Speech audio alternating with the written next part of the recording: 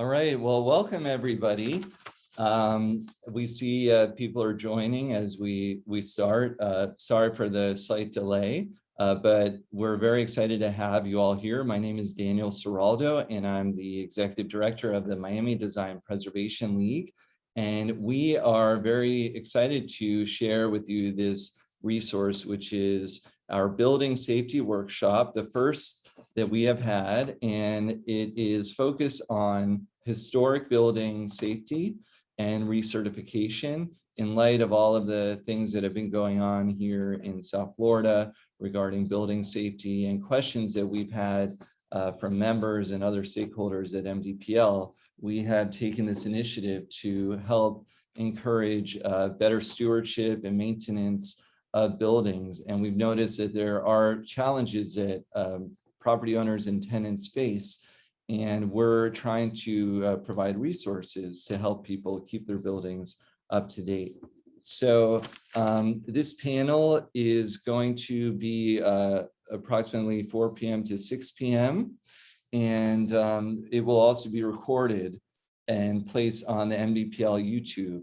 I also wanted to say special thanks to Lauren Pusateri Woods, who is our legal fellow from Nova Southeastern University under the Allen and Joyce Reed Public Interest Fellowship. She has been helping us with this seminar and with the workshop, and we're very thankful for her assistance.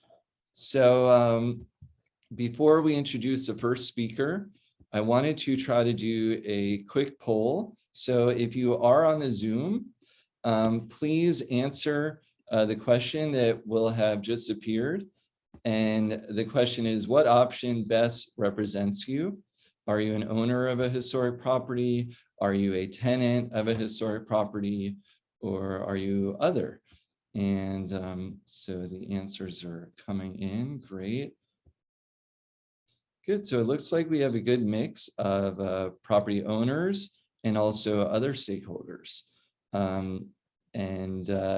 I see people are putting things in the chat as well. So thank you for that. And then we'll share those results on the screen. Okay, so our first speaker is Deputy Director of the Miami Beach Building Department, Narendra Singh. And we're very honored to have a representative from the building department. We know how busy the building department of Miami Beach is right now with all the recertification questions. Narendra represents the building department, and his work involves planning and directing department activities. He's been working there since 2006, and he has over 25 years of experience related to the construction industry. His subordinates include engineers, architects, inspectors, plan examiners, financial analysts, IT personnel, and many other technical and clerical staff. Miami Beach's building department is certified by the International Association for Standardization, and the department maintains and complies with ISO 9001 quality management requirements. And Narendra Singh is a licensed building official with the state of Florida, and he holds 7 professional licenses related to his work, and is also certified by the Southern Building Code Congress International. So without further ado, welcome Narendra. Thank you.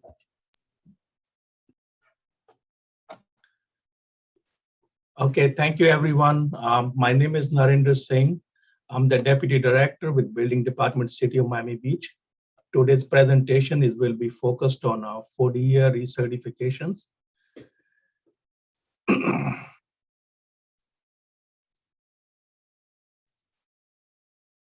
Do you see it, Daniel?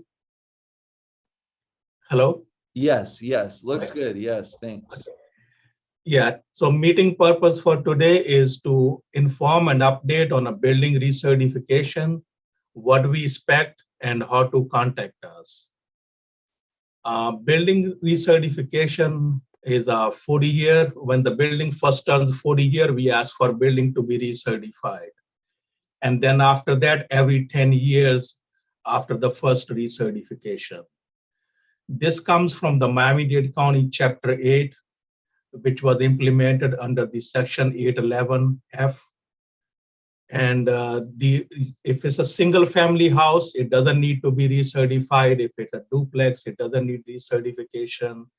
Minor small places, like if it's a less than 10 occupant load and less than 2,000 square feet of gross area, it doesn't need to have a recertification. Everything else requires the recertification. So we inform when the building is due for the year based on the data that we get from the Miami-Dade County. And this is what it is. After the notification, the owner of a building or structure subject to the recertification shall furnish or cause to be furnished within 90 days of notification a written report to the building department prepared by a Florida licensed design professional, certifying that the building is structurally and electrically safe for its intended use and occupancy, in conformity with the minimum inspection procedures guidelines as issued by the Board of Rules and Appeals. If the design professional encounters deficiencies, the report is to be provided with a cover letter will clearly indicate if the required repairs will allow the building to remain occupied during the period to cure, and a permit application will be made within 30 days of the report submitted. When the design professional report is not submitted to the building department in 60 days, we remind with the red tag a 30 days notice is posted on a building reminding that they need to submit the report. We have the forms for the 40-year recertification which are available on our website.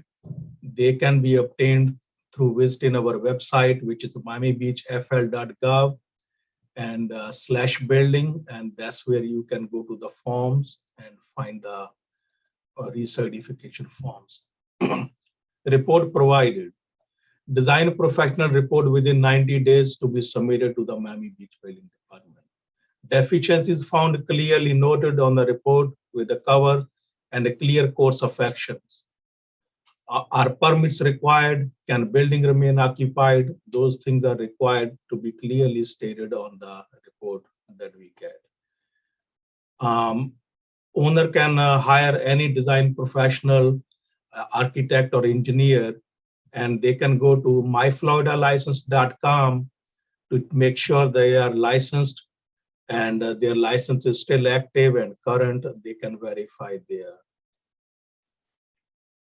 When somebody wants to contact the building department regarding a building recertifications, this is the things that we ask minimum. We have the building address, the building name, 40YR case, applicable permits if there are permits for repair, and the contact information of a person that's requesting any information, the name, email, phone number, and relationship to the building and title.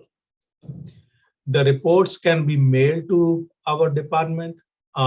We have an address here at Building Department, second floor, 1700 Convention Center Drive, Miami Beach, FL 33139, attention Building 40YR. Or the reports can also be dropped off at first floor. We don't allow currently persons coming into the building due to the COVID. But if you come here to drop off a report for 40 years, we have a security guard at first floor who can take the report and will call someone from our department to go downstairs and collect the report. To submit online reports, we prefer digital because a lot of people are moving to the digital submittal. It's easier. We have a process here. It's called a Css, Customer Self-Service. So it can be visited at miamibeachfl.gov/building, and you can follow the link for CSS. And here is the information, what we need here. And once we get the report, we open up the review and verification process. It goes to the structural and electrical. Those are the only two disciplines that need to review this 40-year building. And once the reports are correct and the reviewers review it and approve it, then the fees can be paid and the building will be certified.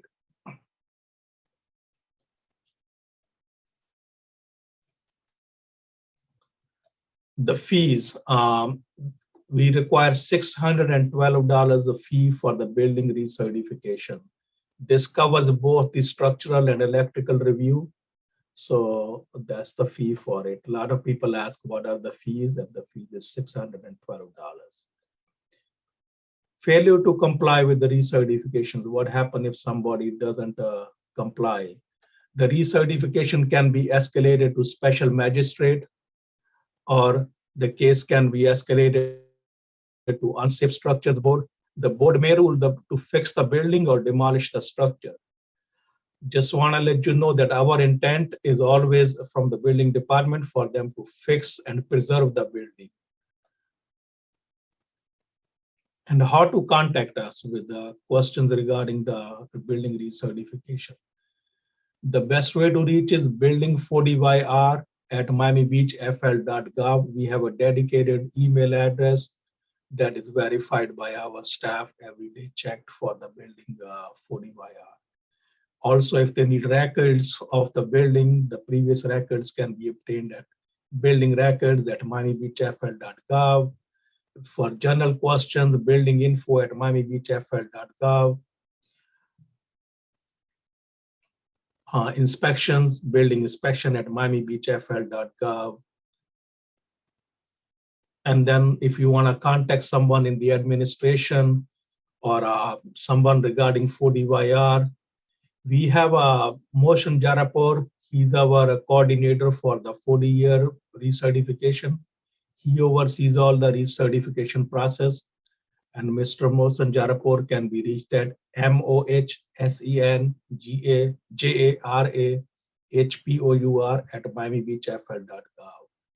Our operations manager, Mr. Pedro Martinez, can be reached at pedromartinez@miamibeachfl.gov. Our assistant director, Natasha Diaz, can be reached at natashadiaz@miamibeachfl.gov. Myself, Narendra Singh, I'm the deputy director, can be reached at narendrasingh@miamibeachfl.gov. And our building official and director, Mrs. Ana Salguero, she can be reached at anasalguero@miamibeachfl.gov.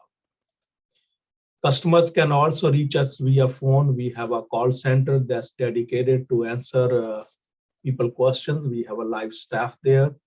They can dial in 305-673-7610, and they can press 0 to speak to a call center live person.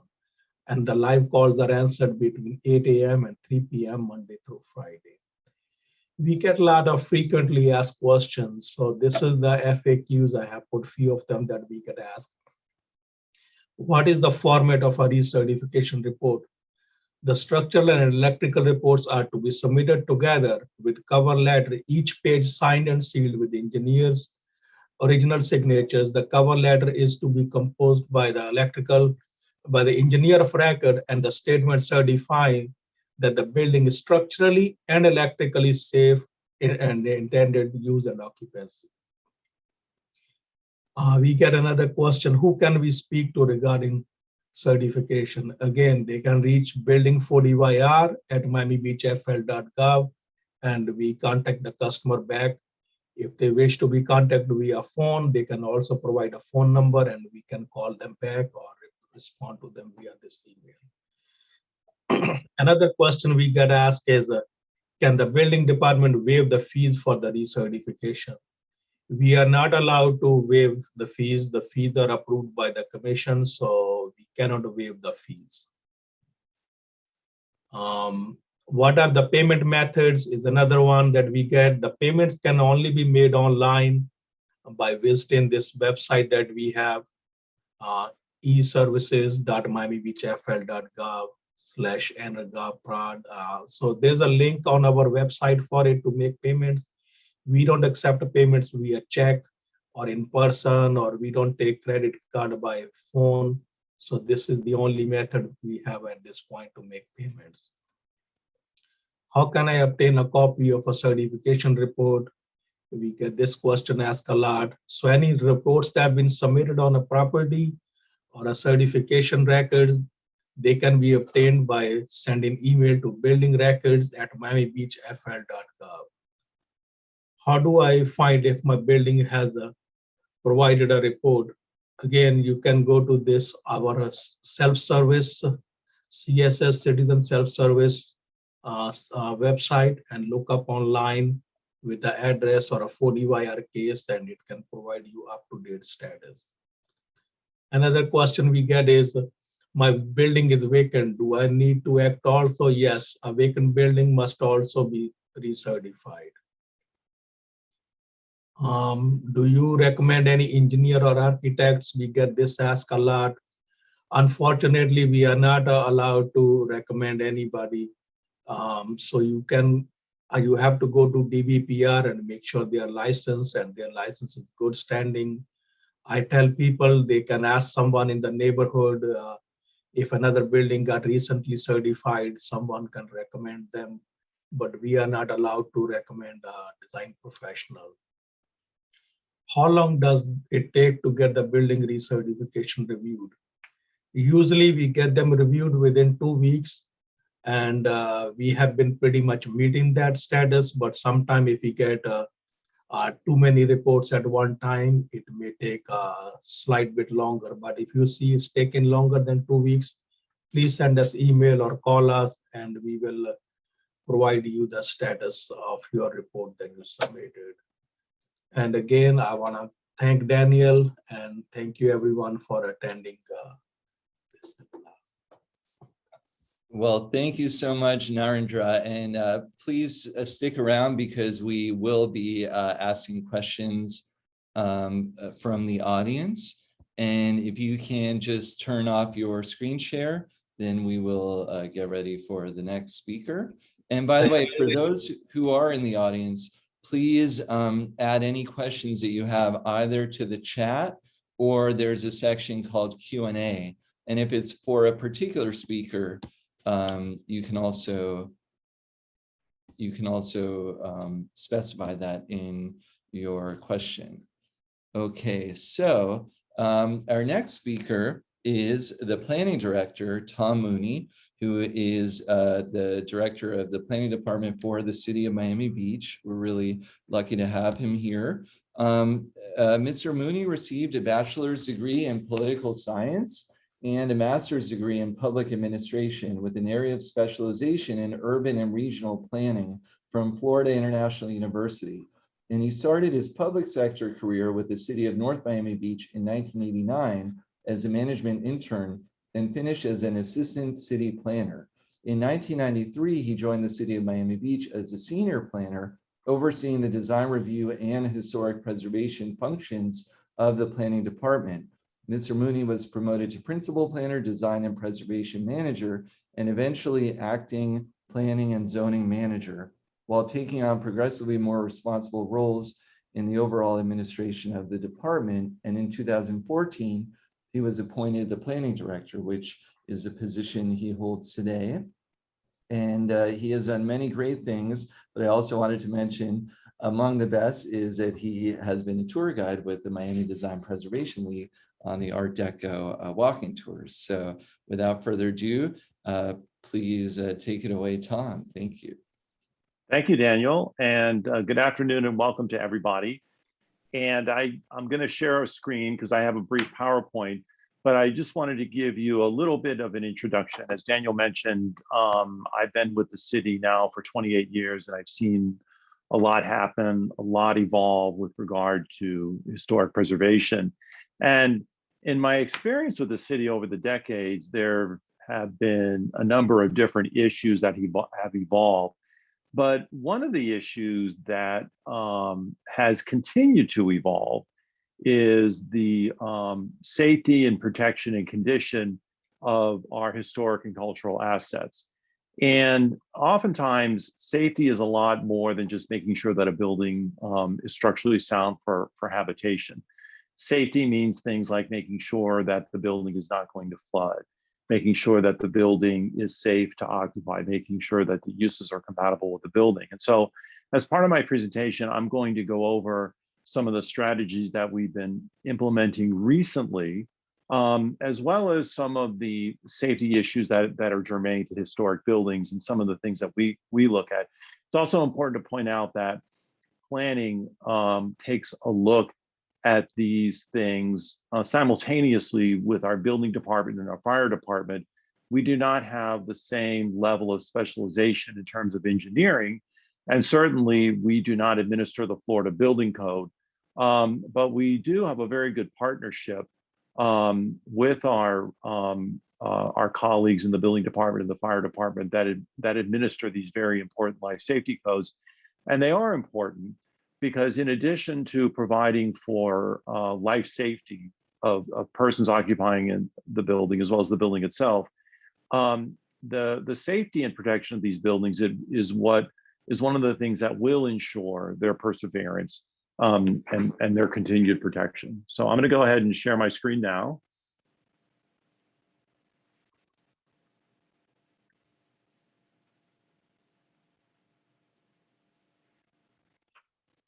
And can everybody see my screen?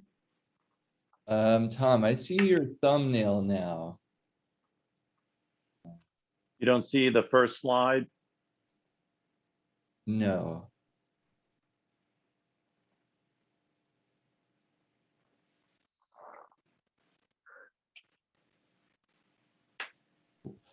Perhaps you could try to restart the sharing.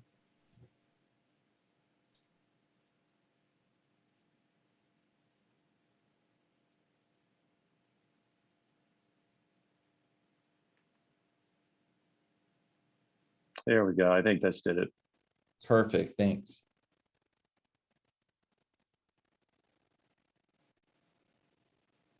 Okay, can everybody see this screen? Yes. It's just the title screen. Yes. You can see this screen, right, Daniel? Yes, yes, thank you. And MDPL Building Safety Workshop, September 1. Okay. And this is being recorded, so my contact information is on this screen, and my contact information is also available on the city website. So if there's anything that you ever need to discuss with me directly, feel free to get my contact information from the website. You can certainly email me or call me. My first slide is a slide that I think a lot of you have probably seen, and this is a picture of Miami Beach at the turn of the 20th century, and it's a crane that is creating the island through fill. And the reason I'm showing this slide is that it's probably the single most thing that makes everything as challenging as it is on Miami Beach with regard to retaining and preserving buildings, because other than the dune area adjacent to Ocean Drive, which was a natural barrier, the rest of Miami Beach was developed as using fill. And as you can see, that red in this LiDAR map indicates the highest area of the city, and then the remainder of the city in green is the area that's in fill that is clearly our most vulnerable in terms of sea level rise and flooding. This particular slide also illustrates the challenges that we face with regard to how the city was created with fill. When you look at the elevation of the beach, which is at 11.4 feet, it gradually slopes down, Ocean Drive being the highest physical elevation of the city where buildings are. And it slopes down all the way to the bayside, which is at 2.4 feet. And this is important because the areas between the east side of Alton Road all the way to Ocean Drive within the Flamingo Park area comprise one of our earliest and probably one of our most significant historic districts in the city. And so buildings that front different parts of the city are going to have different challenges. And this is really illustrated if you've ever walked down 11th Street, where they did a street raising a few years ago. As you proceed from west to east, the buildings that are immediately adjacent to 11th Street, their access points get higher and higher. You actually step down to these entrances between Lenox and Michigan, and then they're almost level between Jefferson and Meridian. And then you begin to step up again as you move west of or east of Meridian. Probably the biggest challenge we face in terms of our topology is the fact that we are not just surrounded by water on all four sides, ocean, Government Cut, and Biscayne Bay, but we also have groundwater coming up from the bottom. And this is what makes our particular historic district probably the most challenging nationally.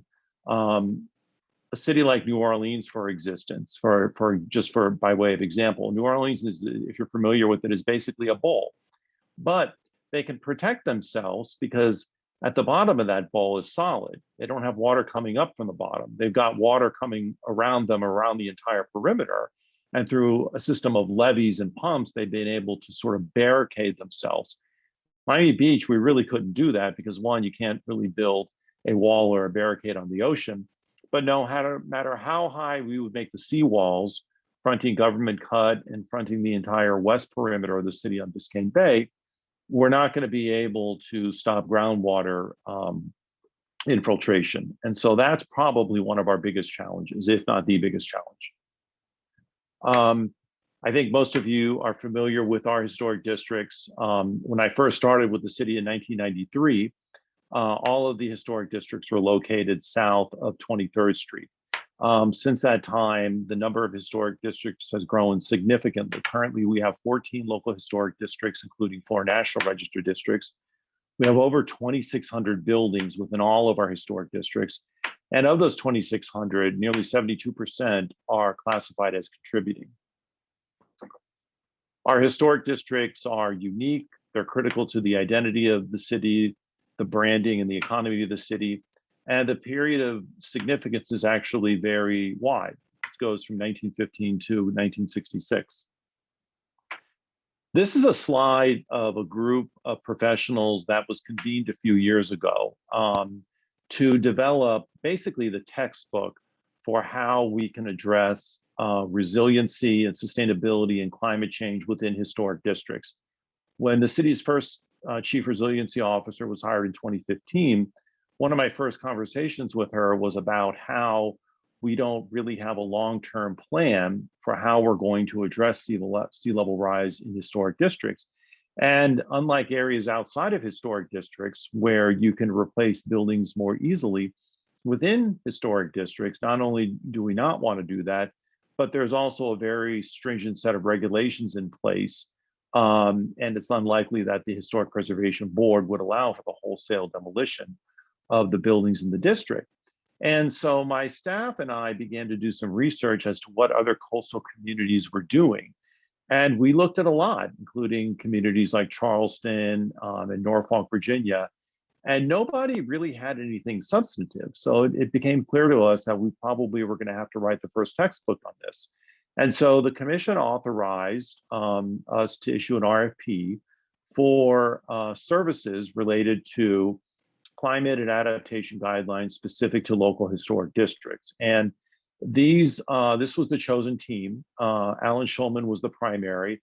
And we had a number of other experts in the areas of coastal and civil engineering, landscape architecture, structural engineering, as well as building elevation.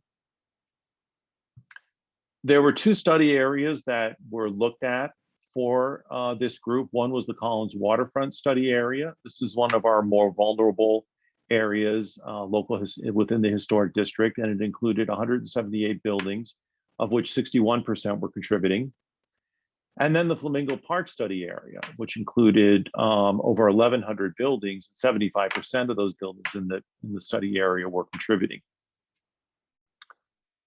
These buildings, the buildings that were identified included multiple visits to each building by city surveyors.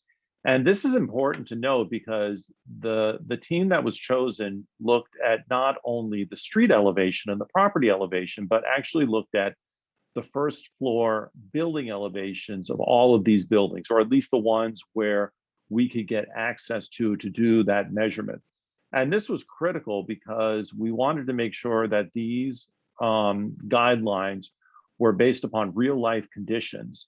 And we didn't want to do a lot of guessing as to what buildings were at what height and which other ones may have been at another height. The structural information also included foundation conditions and lifting feasibility ratings. And we also were able to provide 330 elevation certificates to each individual property owners who didn't have a current elevation certificate. The result, and I think a lot of you have seen this, is a a set of guidelines called Buoyant City. And you can access this on the city's website. It's download. You can download it in PDF format. I could do probably a 2-hour virtual Zoom workshop on this alone. So I'm not going to go into the details of this, but it's something that I would strongly encourage you to take a look at because it really is pretty groundbreaking in terms of the recommendations. As I indicated, you can see the actual document at this address. We have an actual city website address for this. And you can also find it under planning studies on the city website address here. Some of the things that we're looking at more specifically with regard to building safety include the raising of existing structures. This is an example of a structure that was recently raised and relocated on Star Island. This provides a very significant degree of long-term protection for these buildings. It's been done in a lot of other historic districts. Some of the challenges that we faced in Miami Beach is the cost of raising the structure. Most of the buildings on Miami Beach are concrete block and stucco. Wood frame structures historically are much easier to raise. By example, the Browns Hotel where Prime 112 Steakhouse is, that was a wood frame building built in 1918, and that was very easily raised. And also the age and foundation conditions. That's also one of the challenges, and this can really vary.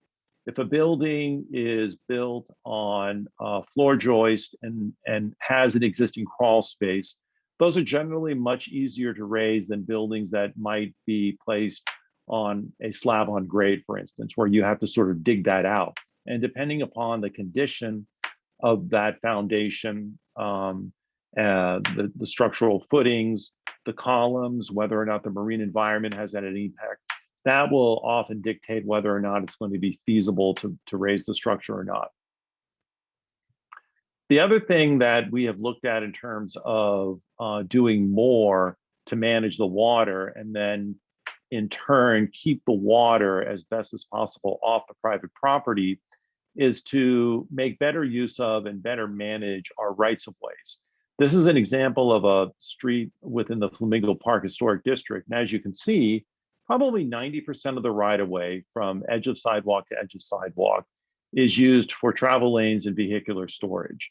By reducing travel lanes, incorporating bioswales and permeable surfaces, we believe that long-term there is a better way to make our right-of-ways work for us in terms of taking the stress off of water retention on private properties. That in turn will have a much more positive impact on the ability of these existing historic structures to stay drier longer.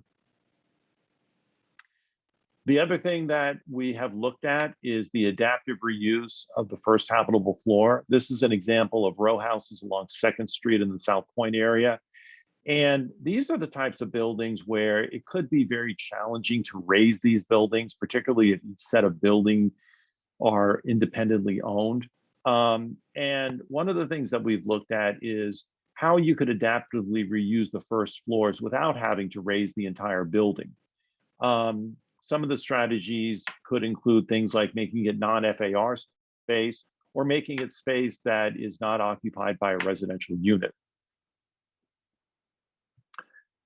Additional safety measures that we look at in planning include things along the following: shoring and bracing. Shoring and bracing is probably one of the most critical elements to making sure that the walls of a building remain. Oftentimes, when a building goes through a major substantial renovation, the floor joists have to be replaced, windows have to be replaced, and the shoring and bracing of a building during the course of construction is something that's absolutely critical. It's also critical given the economic times and the economic markets that we currently reside in. There's been a number of instances where development projects stop midstream. And if a building is not properly shored and braced and the construction crew leaves the site, that particular building becomes very vulnerable to not just storm damage, but during hurricane season, but also to any other type of wind damage. Another element that is very important is securing the premises. And this is a lot more than just putting a construction fence around the property. This means things like blocking in windows, making sure that people cannot get into the building, vagrants or vandals. There have been instances, unfortunately, where vagrants and vandals have gotten into abandoned structures and set fires, some intentionally, some unintentionally. Securing the premises becomes very critical to make sure that nobody has access to these buildings except for the construction crew during the course of construction. And then finally, and this may seem simple, but it's actually very important, is exterior protection. And this goes for not just buildings that are unoccupied or being reconstructed, but buildings that are occupied. Things like making sure that the windows, there are windows in the building, that the windows are secure, that the roof is working, and that there's paint on the building. All of these things ensure that the underneath, the exoskeleton of the building is going to be protected, that it will ensure that the elements are not going to penetrate and permeate the structure. And also it will ensure that the building will be more energy efficient. This is something that's particularly important on Miami Beach because of our marine environment. Areas within the county that are well inland and that don't have the same exposure to our marine environment, the salt air, the need to make sure that there's constantly paint on the building, airtight windows and solid roofs is not as critical as it is on Miami Beach, because we need to be able to make sure that we secure these buildings from those elements. With that, I'll go ahead and conclude. And then at the conclusion of everybody else's presentation, I will also be available for questions. Great. Well, thank you so much, Tom. That was really informative. And we are now going to jump right in to our next speaker. Let me just make some adjustments. Okay, so our next speaker is Dr. Youssef Hachem. He is a professional engineer with over 36 years of experience and graduated cum laude from the University of Miami in 1984. Currently, he is the president of Youssef Hachem Consulting Engineering, Inc., as well as the firm's technical leader. He has worked in Miami-Dade County in a variety of projects, leading the planning and designing many multi-million-dollar projects. His experience includes structural inspections, renovations, historic preservation, and repair design on several mid to high-rise buildings. And his group does a lot of innovative, cost-effective engineering strategies. So we wanted to hear from somebody with some real firsthand experience with these structural engineering issues. So thank you so much, Youssef. And when you're ready, please share your screen. Hi, everybody. Good afternoon. I did this presentation and I also noticed that some of my items, I hope you can see my screen. Yes, we can. Thank you. Some of my items do coincide with Mr. Narendra Singh's presentation. So I'll try to skip through those very quickly. But you know, the 40-year certification, like Narinder said, it's for buildings that are 40 years or over, you know, 40, 50, 60, 70, and so on. And what we look at are two major disciplines, are the structural engineering, which I do, and electrical engineering, which I don't. But the county requires you know, a professional, being an architect and engineer, to look at and inspect your building. And if there is more than one building on a site, you know, like you have a main house and a cabana or something like that, both have to be inspected, and both, you know, they have to be identified individually on the report. And as Mr. Singh said, you would have to pay a fee of $612 to cover both the structural and electrical submissions. Now, There are few exceptions. Homes, single-family homes are an exception. You don't have to inspect them. Duplexes, same way. Houses that are or structures that are less than 2,000 square feet or occupied by 10 or less people, again, you don't need to inspect them. Non-residential farm buildings, you don't need to inspect them.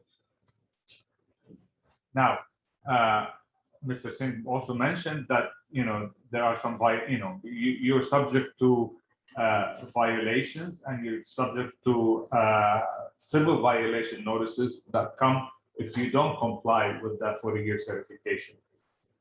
And that can elevate and go up to demolition of the structure. And their maximum fees are about $10,500 that accumulates on top of everything. And it's really not that complicated of a process. We do a lot of structural engineering 40-year certifications. We work with owners in terms of, the whole point here is to save the buildings, to make sure that the buildings are safe so you can live in the buildings. And it's an effort that is, between owner, professional, contractor, and the city all work together. We've seen it many times. We all work together to get the buildings certified so we can keep living in them and enjoying them. Now, what we look at are the structural condition, which I will go deeply into this. We'll look at the electrical condition of the building. And we also, if your building has a parking lot, the electrical engineer has to measure the lighting levels at night for the building. And if you're close to a canal or close to a body of water, we also look at the guardrails and fall protection for the site.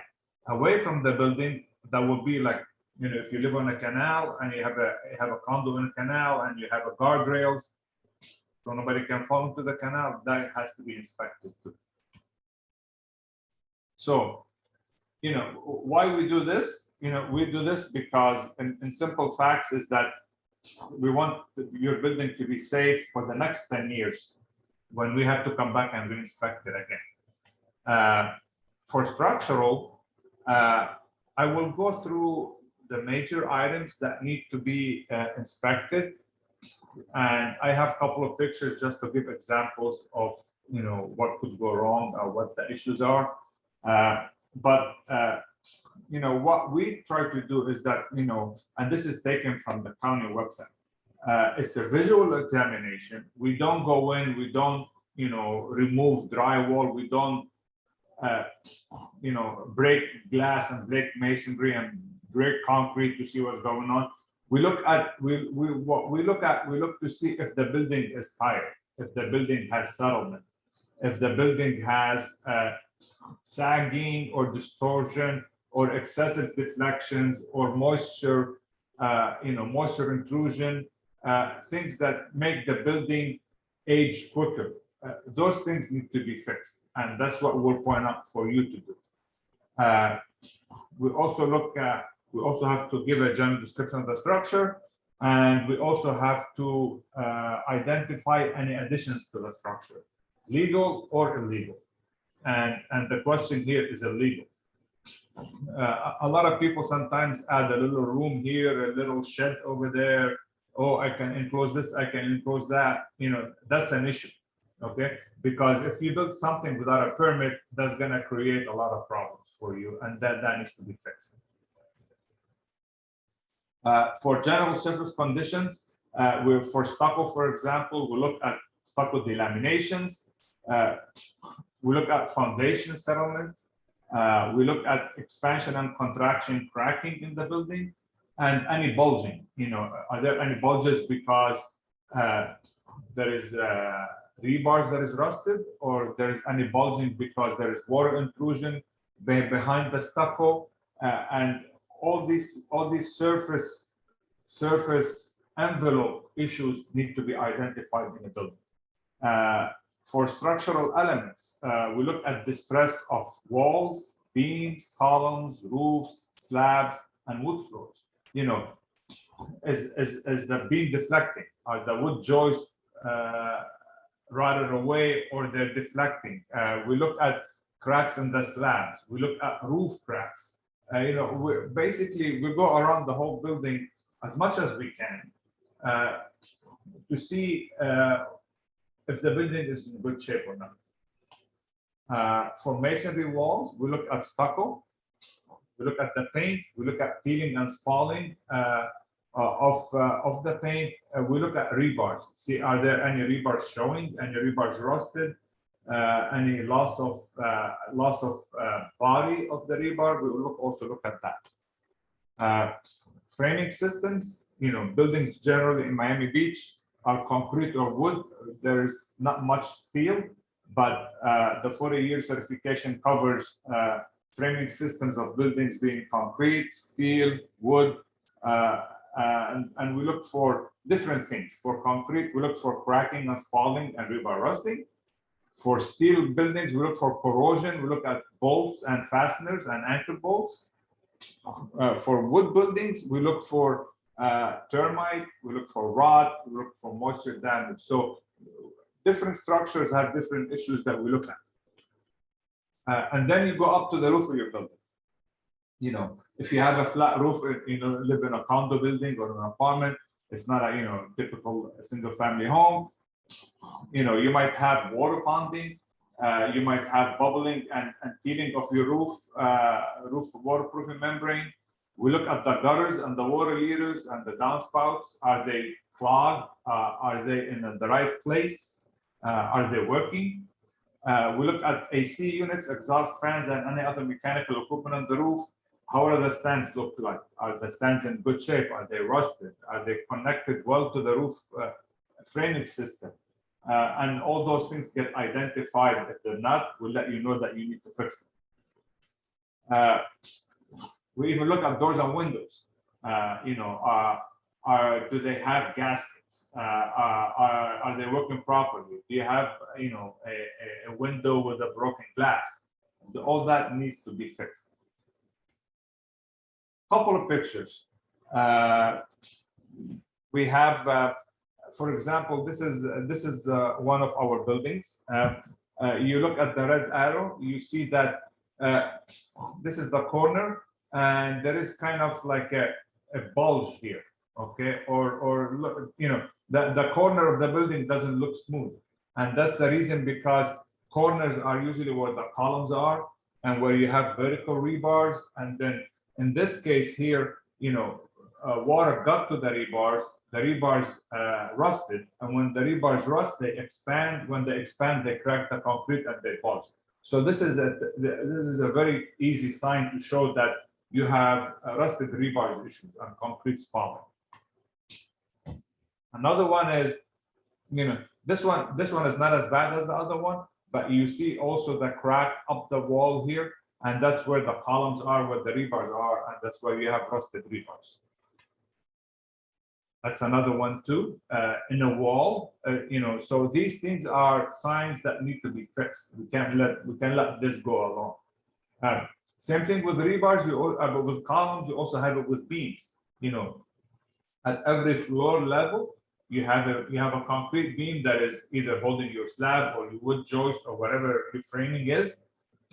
These concrete tie beams have rebars in them. And in this case here, also the rebars got rusted, they expanded, and they cracked the concrete. This is a wall with also cracks in it. This is an inside view of the wall, and you can see sunlight coming through the cracks. Okay, well, that's a problem. We need to fix this. If I see sunlight, that means water gets in. That means, that this is not a safe condition. This is stucco. Stucco here is bulging and peeling off the building. Again, that will lead into water intrusion. That will, just makes it worse on your building. This is the same building, and you can see even the blue bonding agent that was put on the building so you can hold the stucco. It didn't do a very good job. Now water rains, water gets in the pocket here, it gets inside the building, and then more progressive damage into the building. These are stucco cracks. You have some vertical cracks, you have some horizontal cracks. And all these stucco cracks also lead into, when it rains, water gets into the masonry, gets into behind your drywall, gets into your floor system, and then, you know, more progressive damage that needs to be stopped from the outside. You know, you need to stop your water from outside getting into your building. That's a much better condition. Rails and handrails, you know, you see rusts, you see that's a telltale sign that you have an issue. And that is because, you know, the base plate of the handrail is rusted. Another example here, you see that this is just a simple, you know, a podium going into the house, but, you know, they try to repair it, they try to put concrete around it, but these are posts that are breaking out, and that becomes you know, a safety hazard where somebody can lean on the handrails and then breaks off and trips and hurts somebody. Other than that, you know, other than the posts, but you also have the actual rails itself. When the, you know, you have a good condition with the base plate, you have a good condition with the concrete. However, the actual post and the actual rails are rusted, and those are also a safety issue that needs to be fixed. Talking about wood, termite damage is an issue. Sorry about that. Termite damage is an issue, and you can see that, you know, the termite eats up your floor joist system, and then you have a, you know, you don't have a floor anymore. You can go through. So that gets flagged. Also, bad repairs. You know, somebody comes in, they try to repair the bad condition you have bad wood, then you come in and put new wood next to it, and there is no, that you know, this is not good workmanship. It's not done properly, and it's not designed properly, and there is no connection between the wood joist that is existing and the new ones they put in. So you still have a problem. We flagged that out also. Most problems that we have in historic buildings are floor joists of bathrooms, because that's where all the water comes in. You know, you take a shower, you walk out on your floor, you think you're fine, but water dripping on the tile goes between the mortar joints, goes down to the wood, and then you have a problem. You know, this is an example of a bathroom, and you see all the damage on the floor joist system is where the bathrooms are. We flagged that out too, that needs to be repaired. Going up to the roof, you know, roof conditions are important to try to see where there is, you know, here you have, you know, it was a sunny day, it was a dry day, but you see ponding telltales that we flag out. You know, we look at the AC units, we look at the stands, we see how that looks. Other conditions is, you know, this is on the interior of a basement. You see, you know, cracking in the beams that needs to be flagged. We look at telltale signs of termites and termite droppings on wood structures, and, you know, we look at windowsills where we see water ponding or water intrusion. That's an issue that happens a lot around windows because we lose sealants. You know, this looks good, but you have previous repairs that were done that they are not proper, that they will pop up again. We look at cracks for beams and columns, and this is around windows. Spalling on balconies. This is a newer building, but also had to go through the 40-year certification. We have, you know, spalling on balconies at the bottom of the balcony, at the edge of the balconies, and you see it on multiple floors. That gets quantified, it gets flagged, and needs to be repaired.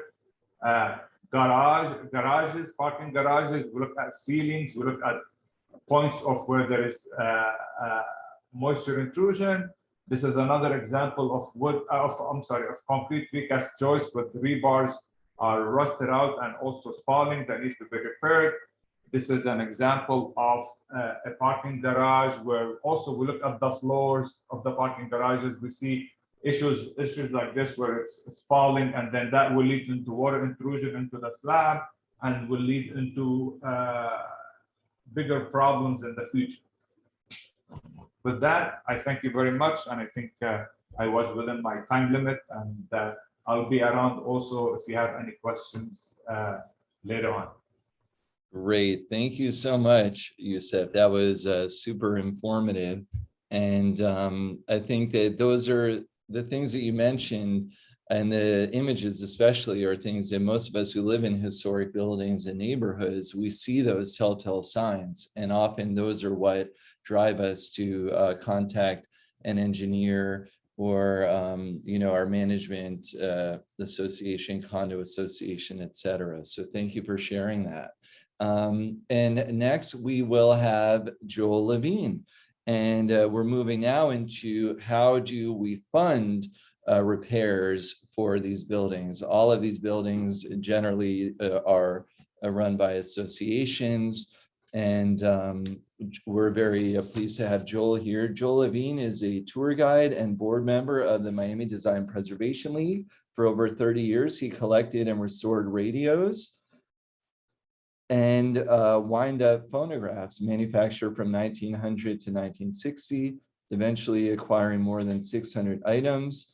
His original interest was in technical design, but Joel's interest evolved to appreciate Art Deco and mid-century modern cases and cabinets. Since retiring, Joel and his wife have had the opportunity to visit modern buildings in several countries, and Joel is currently on his condo board, HOA, and is a treasurer of the board. So thank you, Joel, and take it away. Okay, could you see my screen? Yes, thank you. Okay, terrific. So I'm going to try to answer these 4 questions. What are condominium reserves? Because I think reserves are the key to funding repairs. Why the reserves are important, how they're calculated, and I think very important, what can I do as a homeowner? Because I think many of us, if you're not on the board, feel frustrated by not having enough information. So the first question is, what is a condominium reserve? Very simply, it's a reserve is a fund that is money, a fund that is put aside today to pay for anticipated future repairs. And it's an unfortunate life. There are 2 kinds of funds in a condominium. There are operating funds and reserve funds. Operating funds are used for routine expenses, unrestricted use. You expect to spend it in the year. It's your operating budget used for salaries, utilities, and insurance. Reserve funds, and that's really what we're focusing on today. These are for the infrequent cost, restricted use. These funds accumulate. This is a savings account. This is money that you will have, a permanent account, and it's for the kinds of things that we're discussing today: the roof, the painting, the concrete work. I'm not going to go through it again, but there's an unfortunate fact of buildings, which is from the day a building is built, it's deteriorating. And the first point I'd like to make is that if you're going to plan properly for the maintenance of your building, you really shouldn't think about it as only a 40-year certification. 40 years is really a stopgap to see to it that the building is maintained as it's aging and as it's getting older. But the reality is, from the day that a building is built, it's starting to deteriorate. And, we just saw some of these conditions. Concrete spalling. I didn't hear a discussion about water pipes earlier, but I can tell you that water pipes are a major issue in condominiums. If you have iron pipes, they rust out. If you have PVC pipes, they become brittle. They start to crack. The buildings settle a little bit, and you often end up with flooding conditions. So there comes a point in time when you need to look at the life of the pipes and need to replace them. And if you're in a high-rise condominium, you have many, many systems. You have fire control systems, sprinklers.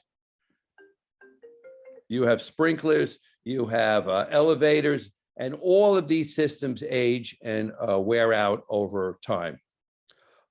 There's also a tendency in many buildings to, I call it the lipstick on a pig syndrome. I can't tell you how many buildings that I have been into, that I have friends that live in which they really focus on the cosmetics. I know a building in which they spent $1 million on a lobby, and they had to put up steel supports to stop their garage from falling down.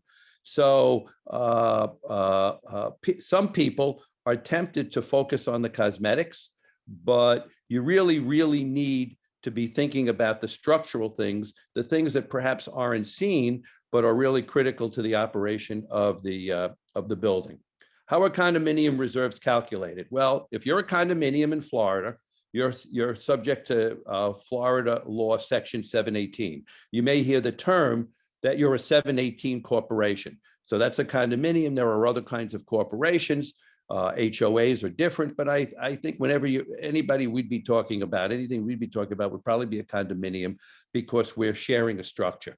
So in addition to the annual operating expenses, that's the operating fund, the budget must include reserve accounts for capital expenditures and deferred maintenance. These accounts must include, but are not limited to, roof replacement, building painting, and pavement resurfacing, and regardless of the amount of deferred maintenance expense or replacement cost, and for any other item that has a deferred maintenance expense or replacement cost that's in excess of $10,000.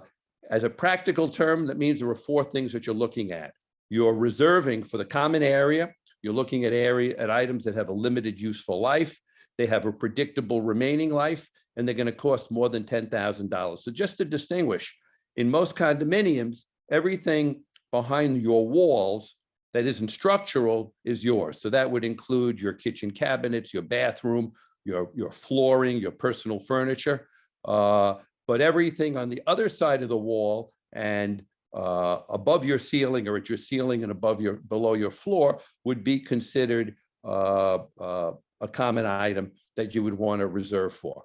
Now, this is actually a list of items that I took off of a reserve study. So let me explain to you what part of the process is. In Florida, a condominium is supposed to do a reserve study every 3 years. And the reason you're doing it every 3 years is costs go up. So you don't want to build a building in any year and base your reserve study or your reserves on what it was 10 years ago, 20 years, 30 years ago. So the reserve study is updated every 3 years, and what would be reserved is subject to the items that I just mentioned. So just to run very quickly, in a high rise, you're going to have paving, roofing, painting. You're going to have all the mechanical issues. My building has cooling towers as part of the AC, which is a common element. Boilers, if you're providing electricity, fire pumps. I'm not going to go through the whole thing. Of course, all the structural components that we spoke about. And if your building has a pool, a swimming pool, a parking lot, any of that's going to be included as well. I'm going to just look at one line here. Now, this is from an actual reserve study. So you have brick pavers. In this particular building, the estimated cost was $512,000, and those brick pavers are estimated to last 20 years. This was done in 2019 in anticipation of 2020. Now, here's what is very common. You'll notice that there are 10 years remaining on an item that's anticipated to cost $512,000. But this building has only reserved $57,000, $58,000. So the remaining balance, the unfunded balance, is over $450,000.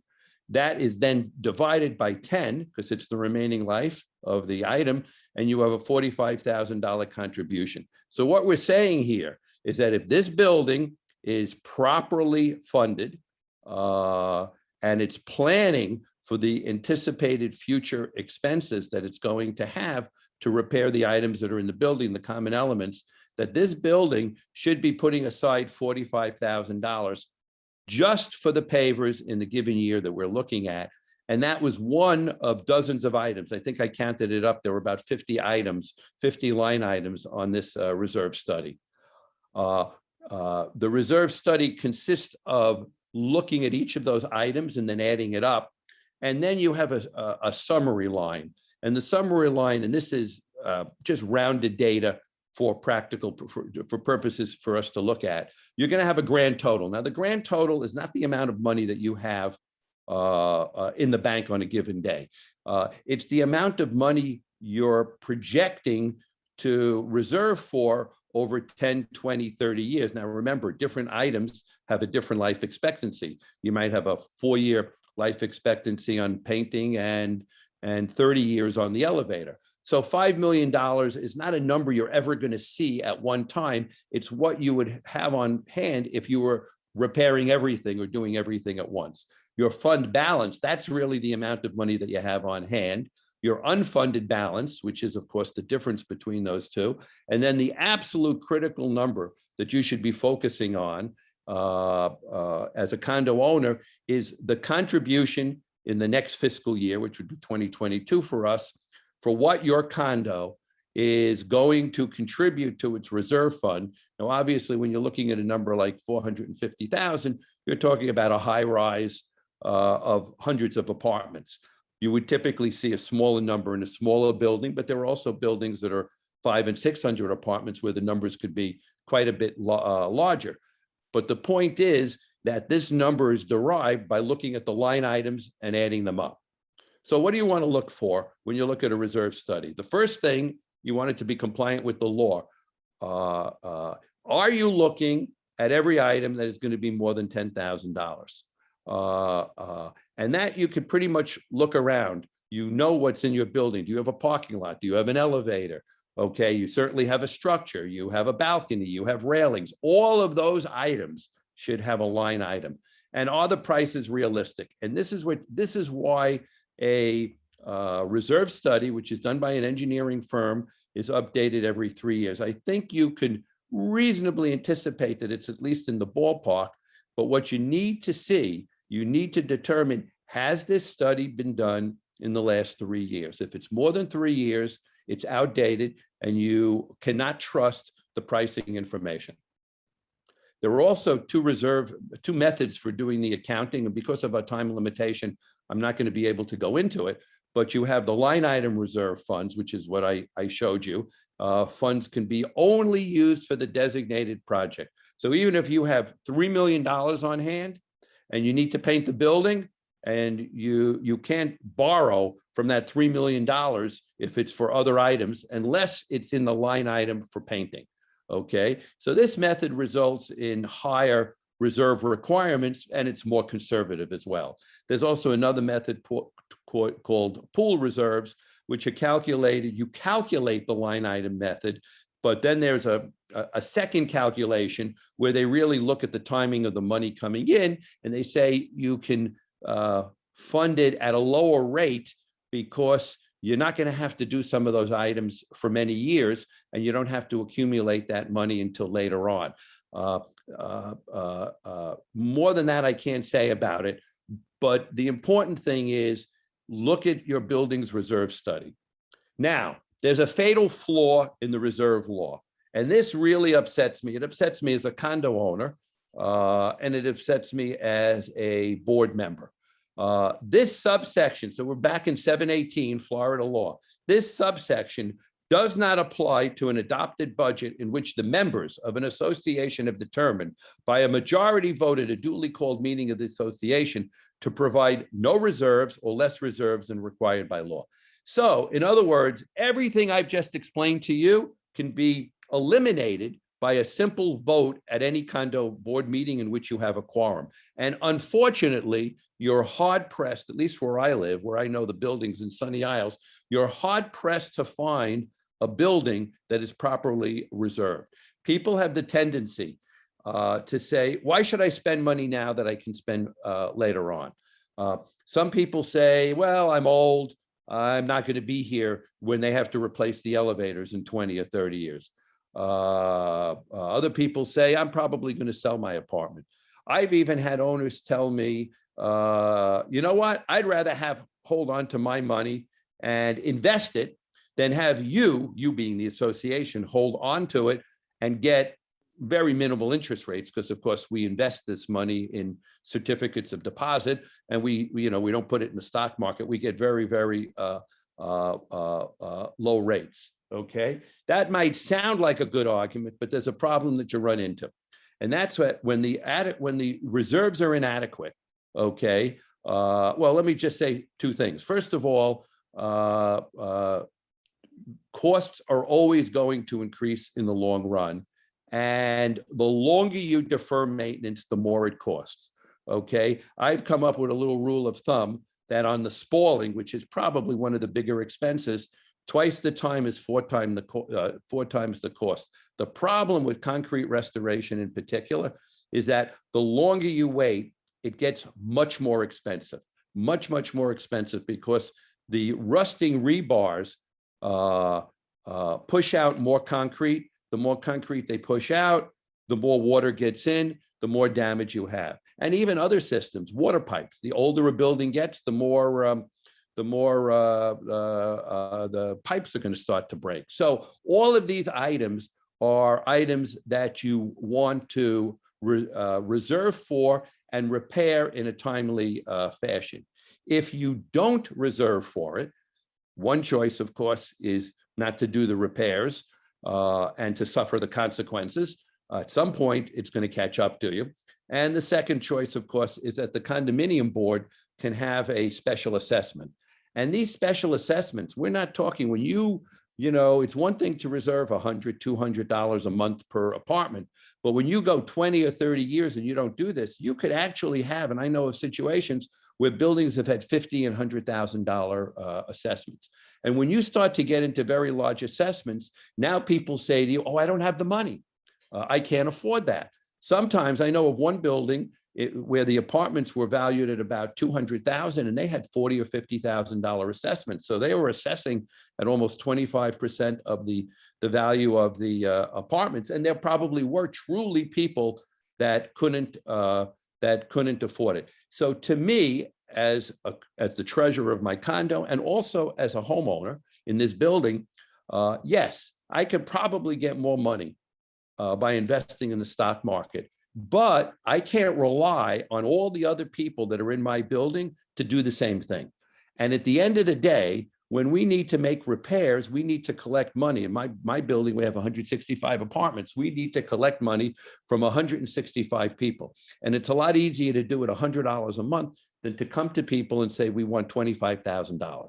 So in my mind, that's why you want to have reserves that are going to be adequate for what you're looking at. So what can you do as a homeowner? Well, first of all, you're entitled by law to view the entire reserve study. Now, let me just say something, because I've been on both sides of the board. I've been a homeowner and I've been a board member. And by all means, you have the right to review these documents, and you should. But one of the things I would like you to consider is review the documents that you actually want to see when you want to see them. One of the things I've had to contend with, is that every time we tell a homeowner that he has to move his car, it's parked illegally, they come into the office and want 1,000 pages of documents because they think they're going to harass us. So you absolutely have a right to review these documents, and you should review them and be informed, but also look at the documents that you want.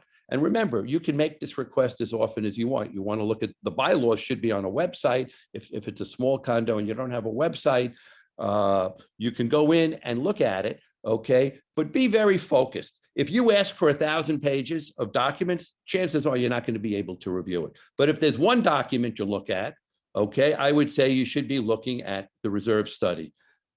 Look for the completeness that I'm talking about. Make sure that it was done within the last 3 years, by the way. So look at see that it was done by a reputable firm. See that it is complete, that it has the many dozens of items that, or at least the number of items that are appropriate to your building. And the other thing is, your building should have engineers' reports. And ask to see those engineers' reports and compare the engineers' reports to the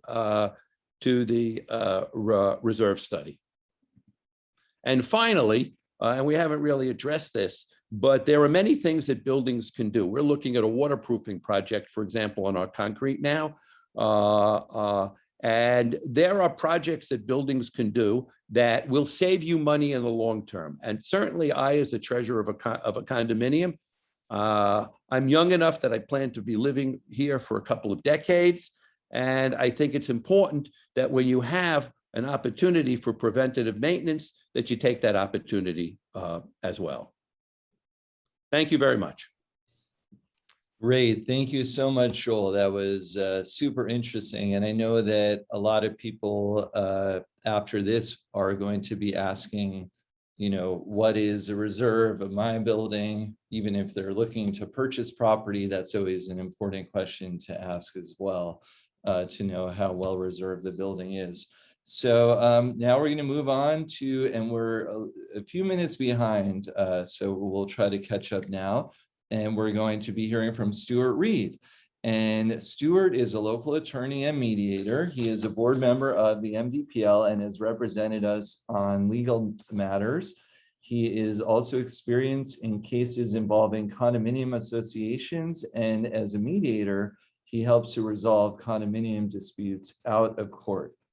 He has served on boards of directors and is president of his condo association in Miami Beach and his homeowners association in Hollywood. And Stuart assisted MDPL in preparing our sample condominium records request letter to assist local residents to obtain information about the safety of their buildings. And so we're very thankful for all of Stuart's help, and welcome, Stuart. Thank you, Daniel.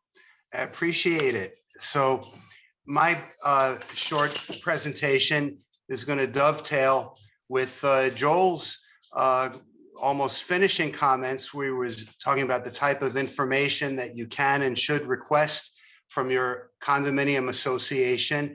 And he also mentioned that there could be other types of ownership of the units in a building. There are cooperatives, and also some buildings just have a single owner or a partnership, but typically the ownership that's most common in Florida, when the units are individually owned in one building, is a condominium association. And so we're going to talk about your rights if you own a condominium to obtain information.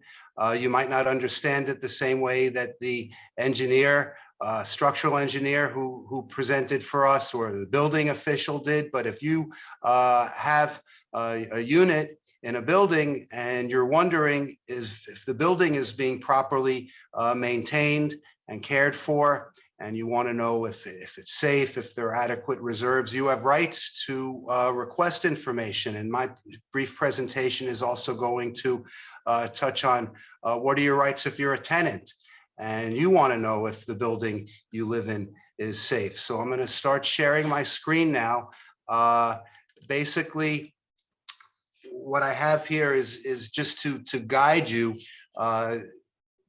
through where you can find the information, and not, I don't have all the complete information here for you. For example, if you want to find out as a condominium owner where you can obtain information related to the operation of your condominium association, first you would go to Chapter 718 of the Florida statutes pertaining to condominiums, and 718.111 pertains to the governance of associations.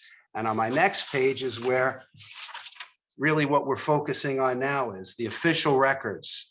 What does the association have to maintain among their official records? And what are someone's rights to obtain those documents? It does say in subpart 12A of Chapter 718.111 that the association is required to maintain each of these items, that these are the records of the association. Now, not all of these things pertain to the structural integrity and maintenance of the building. So rather than copying these long statutes and putting everything under your nose, I highlighted, I'm going to be reading some things here and skipping through. For example, you can request a copy of the books that have the minutes of all meetings of the association. The meetings of your association might show the type of issues that the building has been addressing, the association has been addressing, and what are their concerns for the future or for maintenance and repairs, and how have they been addressing it. But minutes sometimes are not necessarily 100% accurate. They're prepared by the association. So fortunately, the official request statute here official records has lists a number of documents that you can get, like under Part 9. It says you can get a copy of any management agreement or leases or other contracts which your association is a party. And so you can see if they've hired engineers or architects. What are the responsibilities by contract of the management company if your association has a management company? It mentions up here, and we're going to go to that in under section Part 1 of subsection A, the plans, warranties, and other items provided by the developer under 718.301. Maybe that's on the next screen. Yes, it is. So I'm not there yet. So we're going to stick on the official records. You're also entitled to, it says, accounting records. And as Joel was explaining, the finances for repairs, planning in advance is very important to know if your building can meet its needs.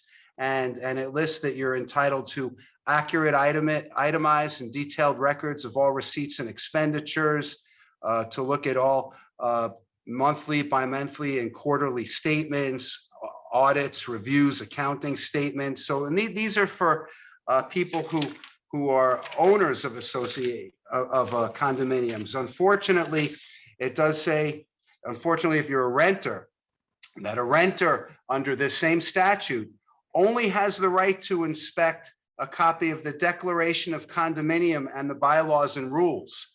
So you can see how the association is required to govern itself by its own documents, but you're not going to get what a unit owner can get, which I've been going through, which also includes bids for materials and equipment or services, copy of inspection reports from the developer. And then there's a catch-all, fortunately, in this official records, which says all other written records of the association not specifically included in the foregoing, which are related to the operation of the association. I'm going to go ahead after talking about the developers' documents and show you this sample request for condominium records that Daniel mentioned, that MDPL has available on their website for anybody to use that tracks Florida law, the statute that we've been going over just now, the subpart 10.12 of section 718.111, that we at MDPL have put together a sample request for records that you or any condominium unit owner can use to obtain the official records. And this same statute, it explains that there are certain documents that have to be maintained for 1 year, such as bid work and materials, equipment and services. The association has to keep those records for just 1 year. And it says all other official records must be maintained for at least 7 years, unless there's some other rule that requires it to be maintained for longer. And if somebody requests to see these records, as the statute requires the association to provide to you, the association, if you request it in writing, they have to make the documents, the records available within 10 working days of their receipt of a written request. And there are penalties under the law if they fail to do so. There are minimum damages of $50 per day for up to 10 days, so $500 total. But if you're actually damaged in any material way, you're entitled to recover your damages if they don't give you the documents you need. And also, if you prevail to enforce your rights to get the records in court, you can obtain your attorney's fees and costs. So it's important for the association to respond and make records available. Under this same statute, if someone wants to look at the records and make copies on their own using a portable device such as a smartphone, a tablet, a portable scanner, the association has to make the records available and shall not charge a member or their authorized representative for using their own portable device to make copies of the records that they're asking to copy. And if you're in an association that has more than, I think, 150 units, it's in here. let's see. Yes, if there's more than 150 units, they're required to maintain a website that has a lot of these documents available, including records of notices of meetings, as well as the recorded declaration, articles of incorporation, list of all the contracts, the annual budget, financial reports. So those are the records that this particular statute and the manner of requesting them and seeing them and how they have to be provided. Now, I mentioned that this statute refers to documents that Chapter 718, which is also pertaining to part of the same chapter for condominiums, but point 301, when an association obtains control from the original developer, the developer is required to hand over all the property of the condominium to its association, which includes its official records. And it refers, see, that's on the subpart 4. It says they shall deliver to the association at the developer's request all of these property, including the records. And the part 718.11112 specifically refers to this subpart 4, which is when the developer turns over the property to the association, there has to be a report of the original conditions of what was at the building. Under a seal of an architect or engineer, there has to be a report attesting to the required maintenance, useful life, and replacement costs of these following things that are turned over to the association by the developer: the roof, the structure, the fireproofing, elevators, heating. You can see it since I'm sharing the screen. These are important elements of the structure of the building and the property.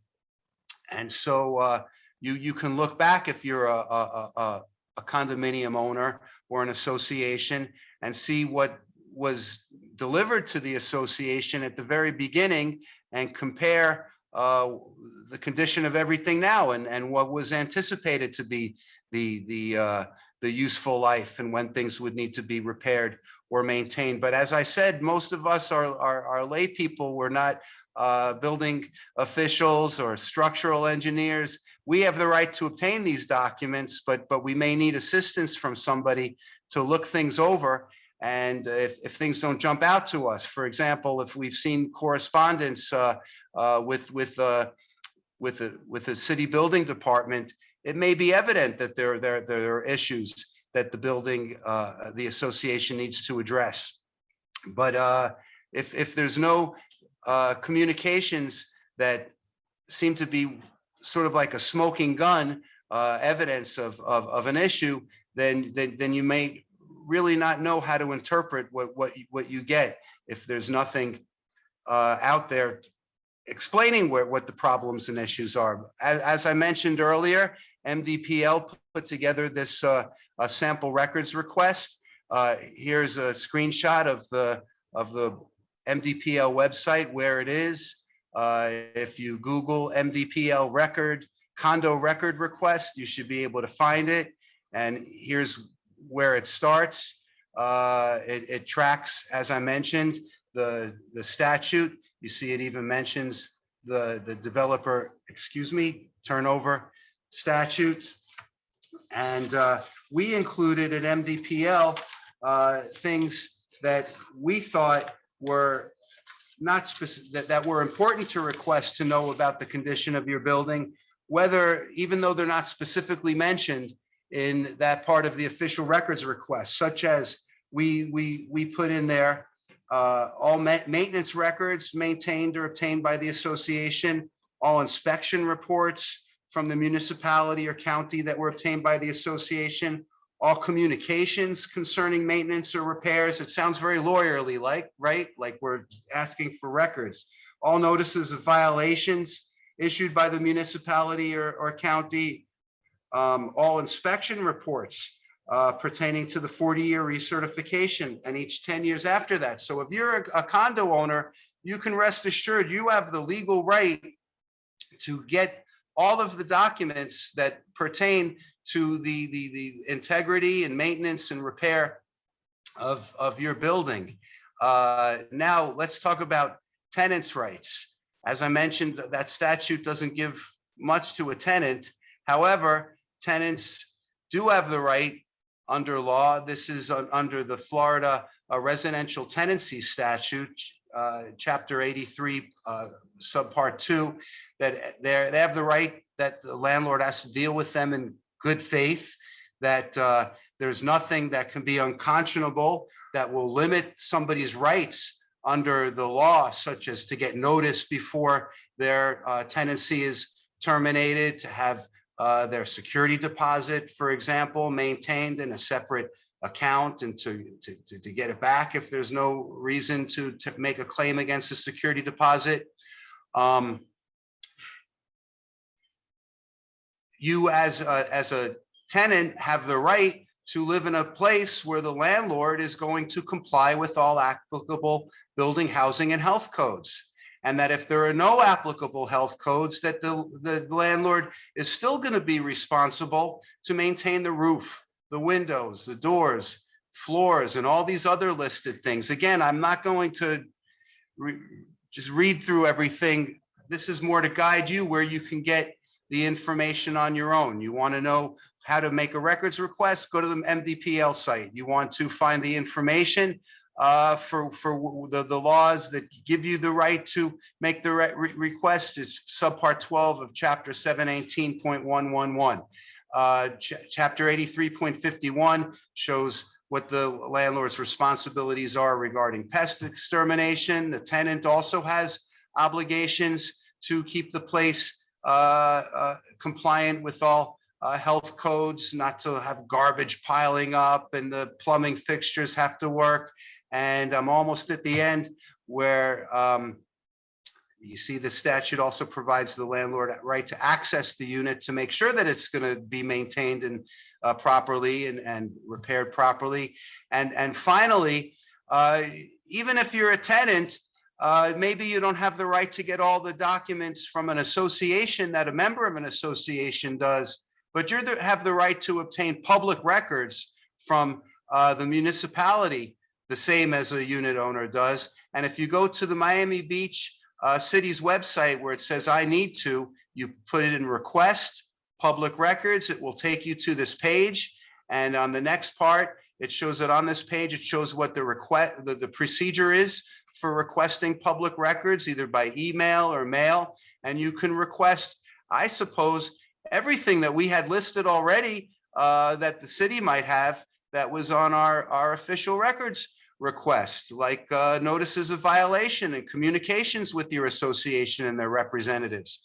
So I'll be here to answer questions too with the rest of the panel, but rest assured the answers are out there, and you should know now where to find it and what to do with this to get the data that you need. Great, thank you, Stuart. No, that's so helpful. And I know that since we put the letter on our website, we have had almost 1,000 people who have accessed that article. And so we hope that that letter continues to be helpful to owners and tenants. So now we are going to try to wrap up by 5:50. And our last speaker is Jack Johnson. And Jack is an inveterate traveler, amateur photographer, and architecture buff. He has been able to pursue these interests unfettered since retiring in 2002 from a 32-year career in the New York and Miami offices of the U.S. Department of Housing and Urban Development. He is a longtime tour guide and member of the board of directors of the Miami Design Preservation League, a former chair of the Miami Beach Community Development Corporation, and a former member of the Miami Beach Planning Board. And Jack currently serves as chair of the MDPL Board of Directors. And he's also very involved in the beautiful Art Deco building where he lives. And you can see it now on the screen. So welcome, Jack. Thank you, Daniel. This is the building on the northeast corner of 10th Street in Jefferson. It was originally called the Edgewater, built in 1940 and designed by Gene Bayless. I'm an owner in this building. It's a 12-unit condo building, and I'm also the general manager of the building. So I'd like to just show you around the building a little bit to begin with. It is, if I didn't mention this previously, a contributing building to the Flamingo Park Historic District. Now I can't get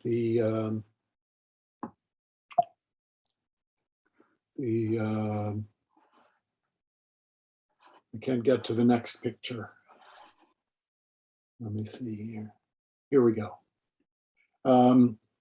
The building has been noticed by the Greater Miami Convention and Visitors Bureau. The colors on our building were never this vivid. This picture has been touched up considerably. This is more like what the colors really look like. And as you can see, our residents enjoy our building, and in particular our gardens. This is the south-facing main facade of the building. This is the west wing. It's a U-shaped building.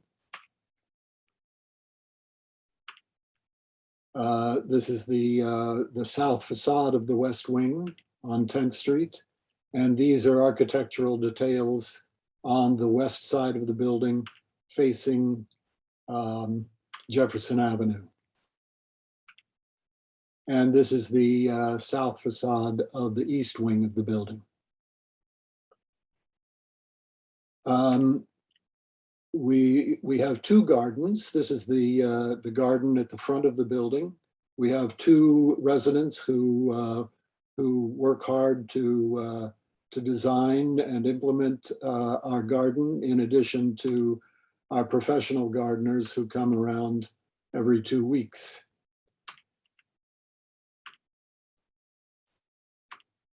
And this is the side garden on the Jefferson Street side, Jefferson Avenue side of the building.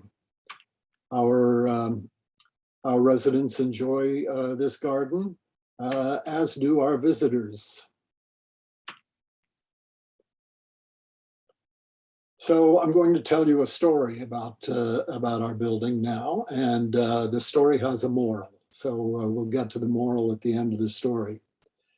In 2016, one of our contractors identified the need for a concrete restoration of our building and brought it to my attention and took me around the building and showed me the cracking of the concrete and painted a disturbing picture of what could happen if we didn't address this need.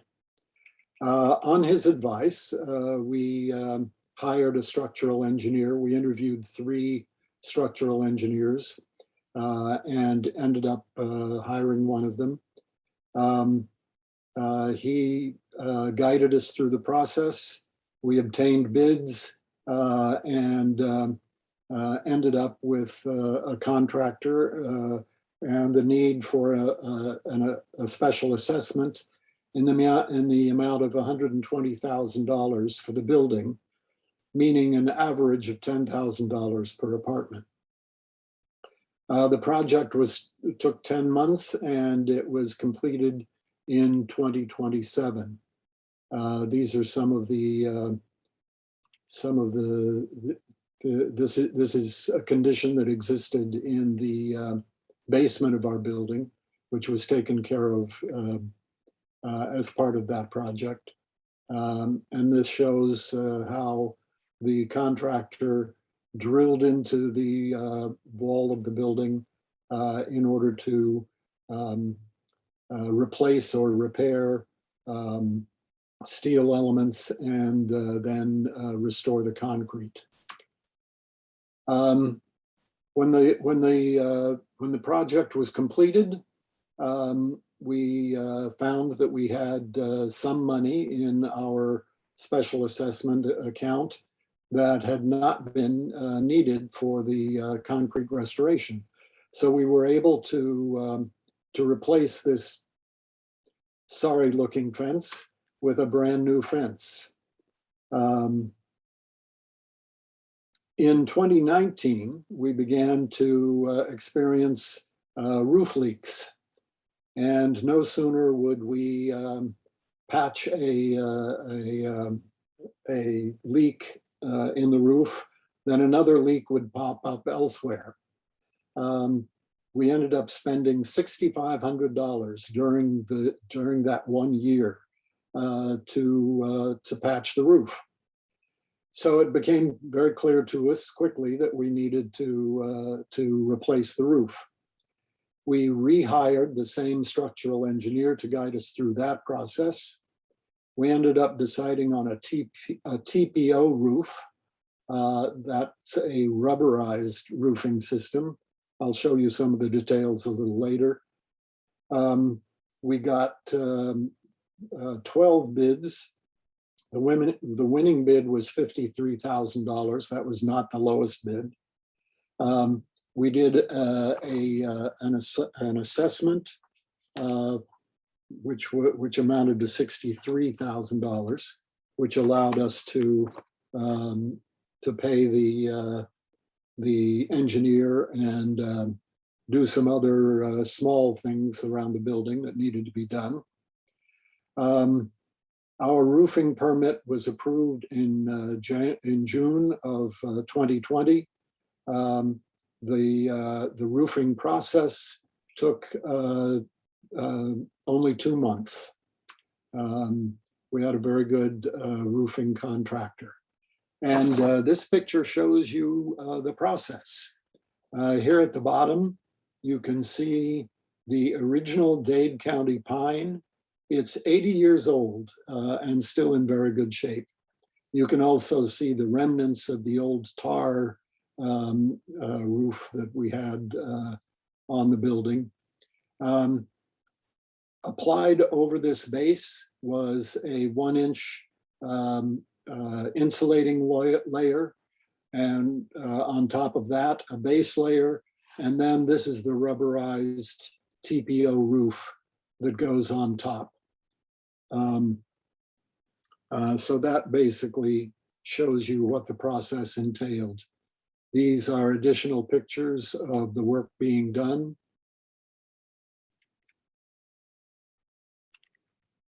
And this is the completed new roof.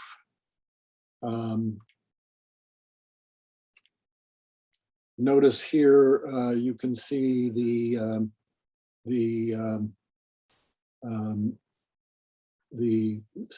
metal capping that was applied to the top of the parapet, which includes this little edge which directs rainwater away from the walls of the building. And here you can see how they filled in the areas around the air conditioner connections so that water wouldn't penetrate through those pipes and wires. It was June of 2020, just as that project was getting started, that we received our notification from the city that we had to do our 40-year recertification. This was actually our second 40-year recertification. It's every 10 years after the first one. Once again, we hired the same structural engineer and a partner of his who was an electrical engineer to do the inspections and write the reports for us. The structural engineer found that as a result of the work that we had already done, the building was in very good shape and didn't need any additional work. The electrical engineer found some minor things that needed to be done.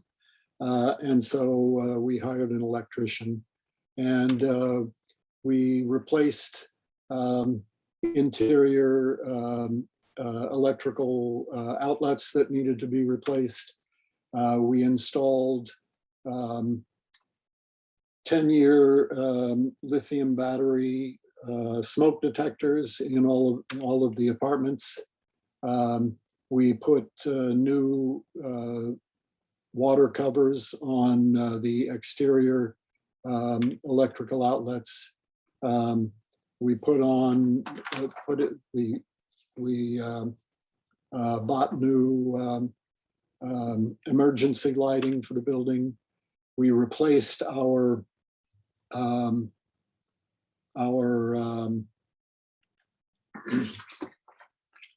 excuse me, our main fire alarm panel. The old one was operating on capacitors and transistors. That's how old it was. We improved the lighting in the basement. We have a small basement where we have a laundry room. So the cost that we incurred as part of our 40-year recertification came to $600 for the city's fee, $5,000 for the engineering fees, and $3,000 for the electrical repairs, for a total cost of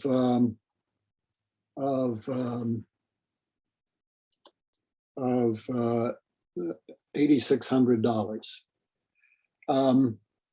I've ended my screen share, but now we get to the moral of the story. Suppose that 4 years ago, we had decided not to do the concrete restoration project. Suppose that we waited until we were forced to do it by the city.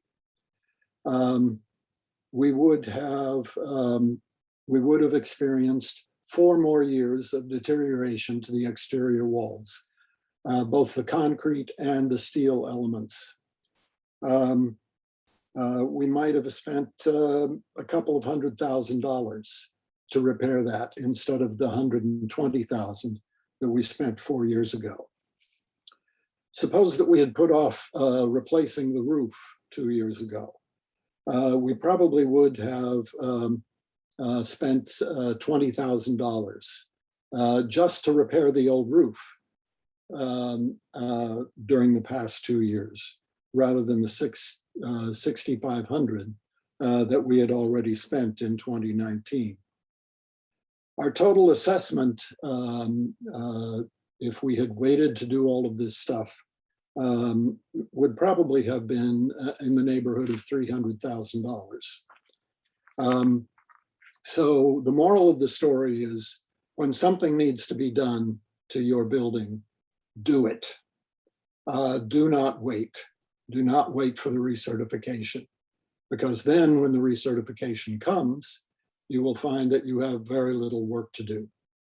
And you will have saved yourselves and your owners in your condo building a lot of money. That's the extent of my remarks. Back to Daniel. Thank you so much, Jack. So, and I know we've only got really a few minutes to go before we actually have another MDPL event at 6. However, I wanted to thank all of the panelists, and also there are some questions. So I'm just going to jump right in. This one is for Narinder from Ron Malden. It says, I'm in a South Beach condo building. We're within 1 year of our 50-year recertification. Can we start in advance of the 90-day notice to secure the engineer report and begin any corrective action before the notice? Yes, they can. It's actually a very good question, and it's always better to start early, So like maybe they need to do special assessment, they may need to collect funds from the individual owners, you know. So it's always good idea to start early. As a matter of fact, the county may be recommending and we maybe start using a year or 2 year in advance, notify people. So when the recertification is coming, so that's always better to be proactive. And I think Mr. Johnson had provided always a very good thing that you should always be doing repairs as you see. So before 40 years, if they see anything needs to be fixed, fix it right away. But yes, I do recommend them that they should hire people early so they can go and assess the property and see if any repairs are done required, if any permits are required to make those repairs. So yes.